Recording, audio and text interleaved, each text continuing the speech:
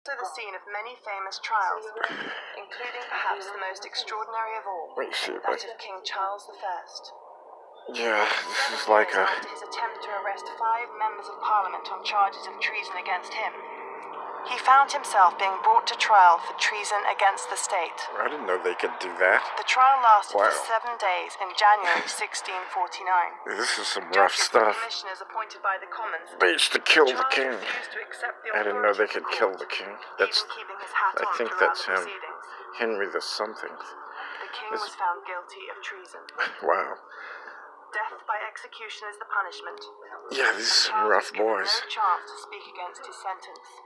His death warrant was signed by Oliver Cromwell, amongst others. 1649. I think they said this was... This is like 49. Yeah. Outside the front of the there it is. Look. Whitehall Palace. This is like 49 years after they started slavery. These are some rough dogs, man. The building epitomized, in a sense, the spirit of Charles. Yeah, they like cut his head off. Built up a magnificent art collection here. Wow. 460 paintings, which were later dispersed during the Commonwealth era.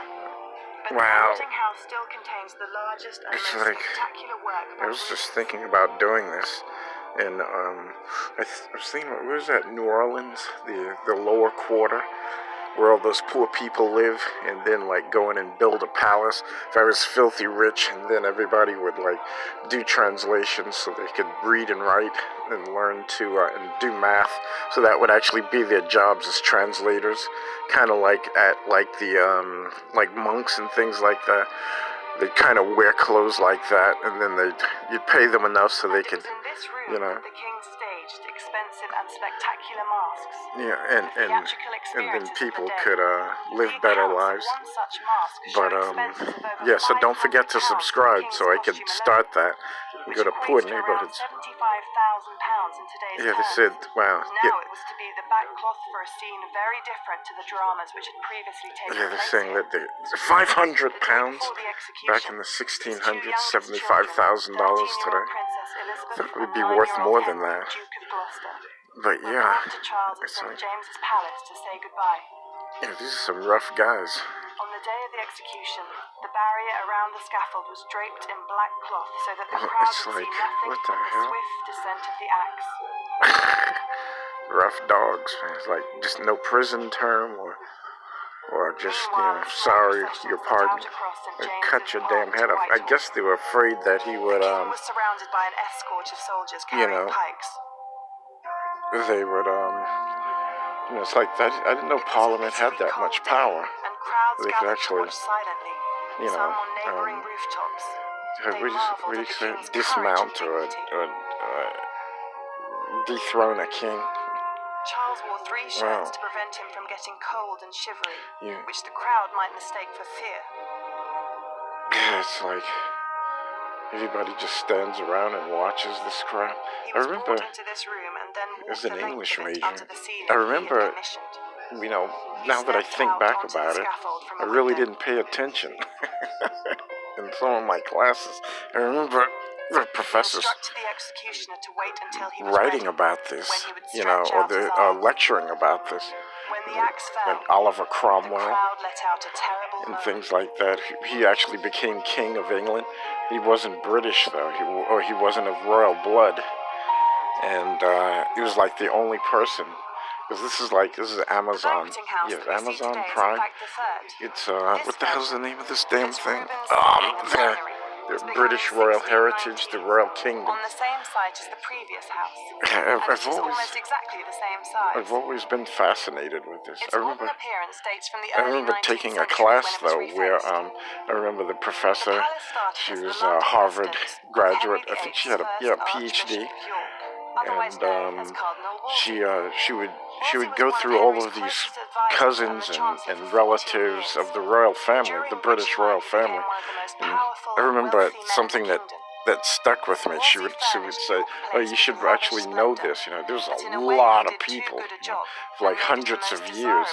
And I thought it was kind of fascinating and interesting, because I guess she had that passion for that, And but then I don't know. Just recently, though, I was always thinking, why would I want to know these people?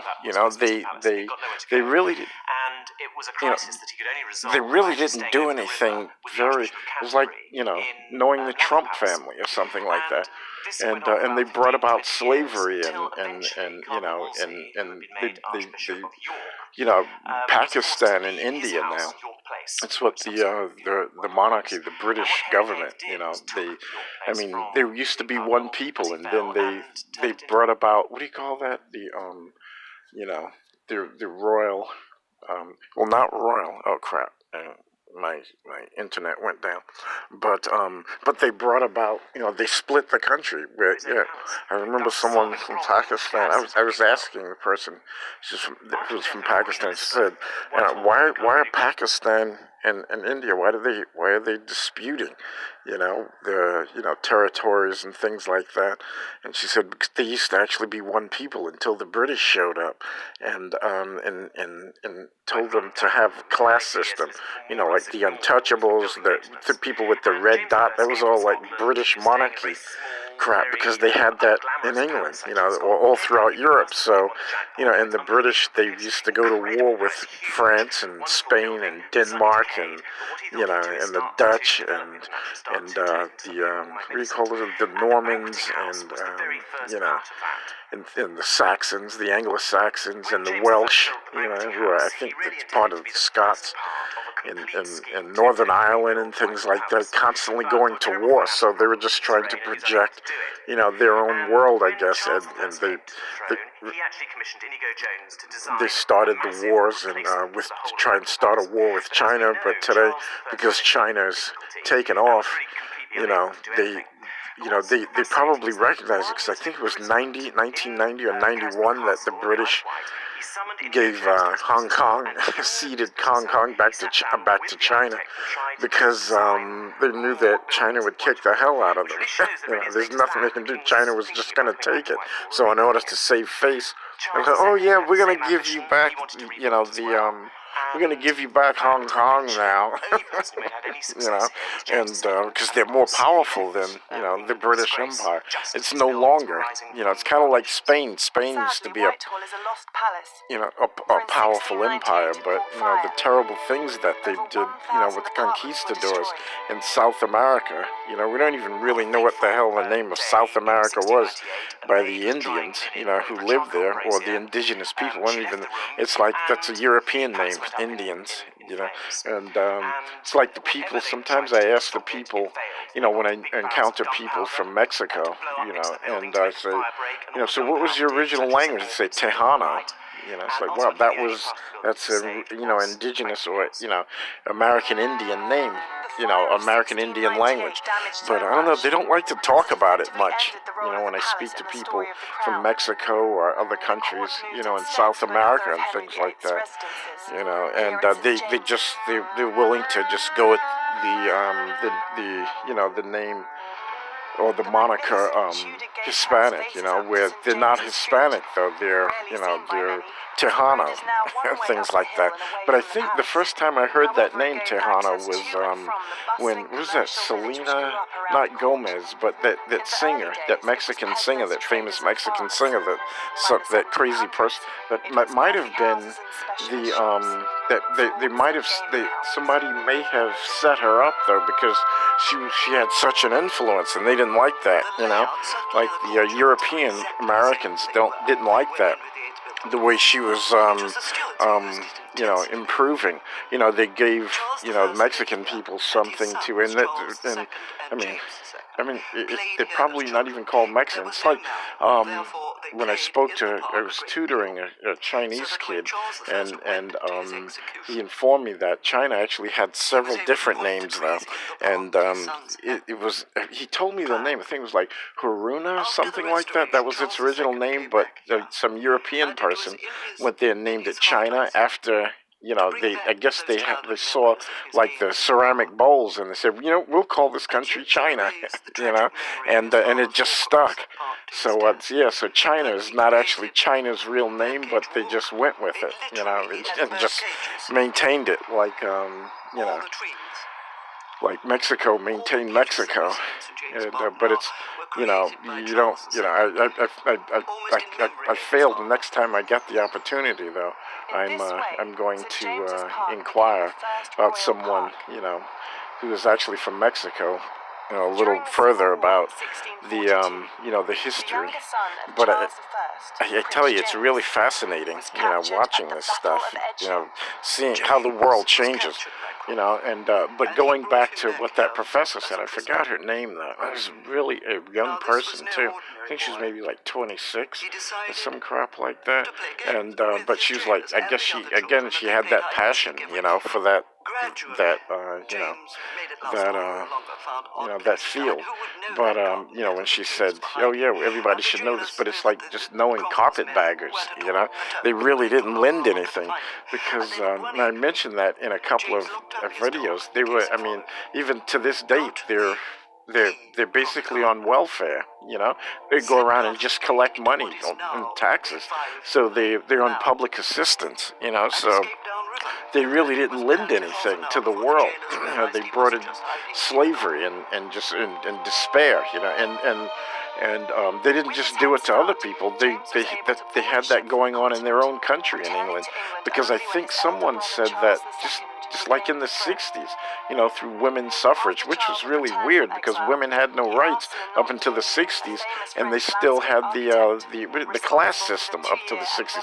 And they were saying a lot of British people were like, God, I'm glad they got rid of that class system, because if you're of the lower class and someone of the upper class accused you of something, you'll go to prison, and that person can like go up to you and assault you basically and say, you can't touch me, I'm your better, and things like that. Just vicious dogs. It's like children, just like a child, and but now they're weakened. They're so weak, Spain and France, and they're no longer powers because they don't really deserve to be, because they're basically just children making up rules as they go along, and they say a lot of their own people aren't too happy.